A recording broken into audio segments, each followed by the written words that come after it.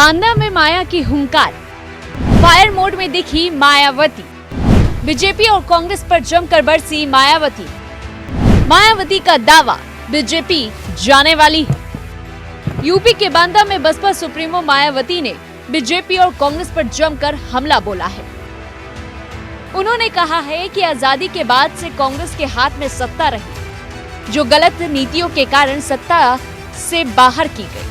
अब बारी भाजपा की, भाजपा भी जाने वाली है। अतरा के हिंदू मैदान में बुधवार को पार्टी प्रत्याशी मयंक द्विवेदी के समर्थन में आयोजित जनसभा में उन्होंने कहा कि वोटिंग मशीनों में कोई गड़बड़ी नहीं की जाती है। निष्पक्ष चुनाव होता है तो बीजेपी की नाटकबाजी, जुमलेबाजी और गारंटी काम नहीं आने वाली है, क्योंकि अब देश की जनता समझ चुकी है। वहीं उन्होंने आगे कहा कि बीजेपी वालों ने अच्छे दिन दिखाने के वादे किए थे, सब हवा हवाई और कागजती रहे। इन्होंने जमीन पर चौथाई काम नहीं किया।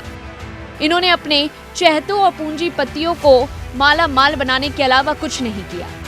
बड़े कारोबारियों से चंदा लेकर अपना संगठन चलाती है और उन्हें चुनाव लड़ाती है। बता दें, मायावती ने आगे इलेक्टोरल बॉन्ड को लेकर भी जिक्र किया।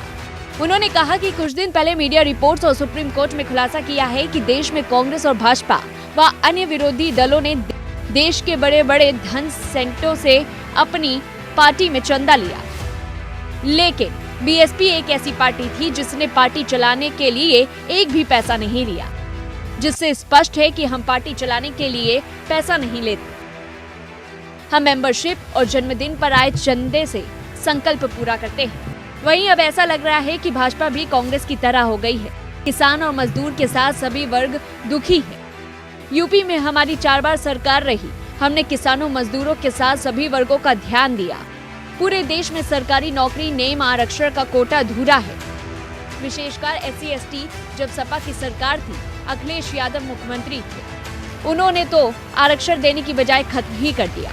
इससे स्पष्ट है कि सपा पिछड़ी दलित विरोधी है या आरक्षण के पक्षधर नहीं है। देश में महंगाई, बेरोजगारी और भ्रष्टाचार बढ़ गया है।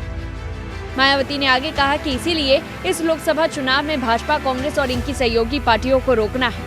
ये विरोधी किस्म के लोग साम दाम दंड भेद अपनाकर सत्ता हासिल करना चाहते हैं। इनके हवा हवाई चुनावी घोषणा पत्रों से दूर रहना है। अब देश में अधिकांश जगह जनता का विश्वास इनसे उठ गया है। बसपा कभी चुनावी घोषणा पत्र जारी नहीं करती।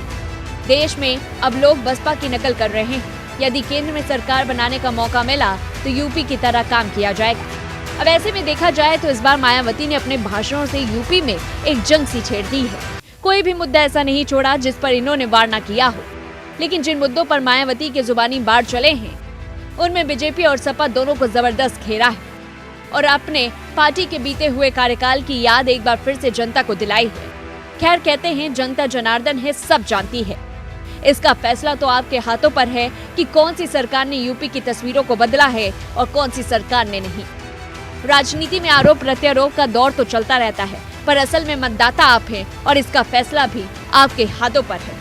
अब तक मायावती ने जितने भी सवाल और आरोप बीजेपी सपा पर दागे हैं, क्या वो सही है? आपकी क्या कुछ राय है? इस पूरी रिपोर्ट को लेकर के हमें कमेंट बॉक्स में जरूर बताएं।